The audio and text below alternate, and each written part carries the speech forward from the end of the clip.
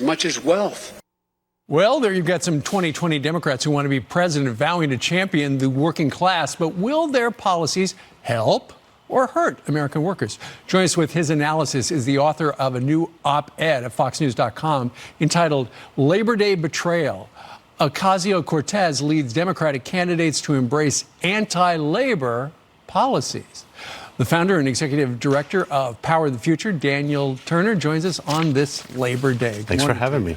Okay, so what you did was you looked at, they're talking about helping the working man, the blue-collar employee, but are their policies really helpful to them? Yeah, exactly. And if you work in the blue-collar industry, the people that Joe Biden claims to represent, what do you think of this cabal of people running for the 2020 nomination and the policies they are presenting? If you are a blue-collar worker, I work for an organization that advocates for fossil fuel industry. If you're in coal, oil, gas, fracking, every one of these candidates is saying not only are we going to make your job impossible, a lot of them will become illegal under a Green New Deal. Well, let's talk a little bit about Joe Biden, former vice president. He has suggested let's ban offshore oil and gas drilling. So how's that going to help the little guy? Exactly. And these are hundreds of thousands of people. These are not ethereal ideas. These are people who are going to lose their jobs. Their jobs will become illegal. When someone like Bernie Sanders says by the year 2030 we will not have fossil fuels, well, more than 10 million people directly and indirectly work in the fossil fuel industry. So what do you think of Senator Sanders saying that to you, that your job becomes illegal? And this nonsense of, well, we promise green jobs in the future.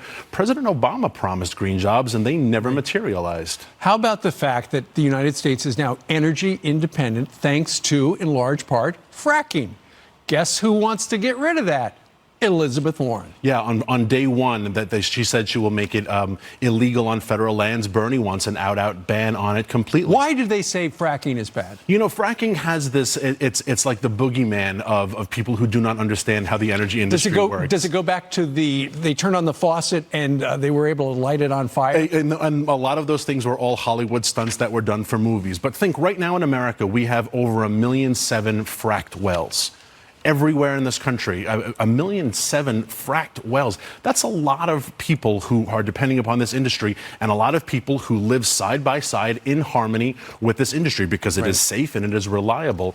We have this terrible hurricane that is bearing down on America. We have Iran seizing tankers in the Straits of Hormuz. And look at the price of oil right now in America. Look at the price of gasoline in America. It hasn't been this cheap in a very long time. And that's because we're energy independent. And that's because men and women, these blue-collar people the Democrats claim to want to represent, are working in these blue-collar jobs every day, and they deserve respect. Okay, so fracking is helping to keep the price down. You get rid of fracking, the price of our gasoline goes up. Exactly. And with this promise of we're going to invent all this green technology that will be the panacea, but it's been proven to not sustain our life the way we currently live it. Daniel, famously, I think Bernie Sanders was co-sponsoring AOC's Green New Deal, or one of the supporters. He's since come out with his own, with a price tag of close to $16 trillion. Who's that going to impact? Yeah, exactly. This is just an absolute cash giveaway to really green cronies. If you remember, Barack Obama passed this huge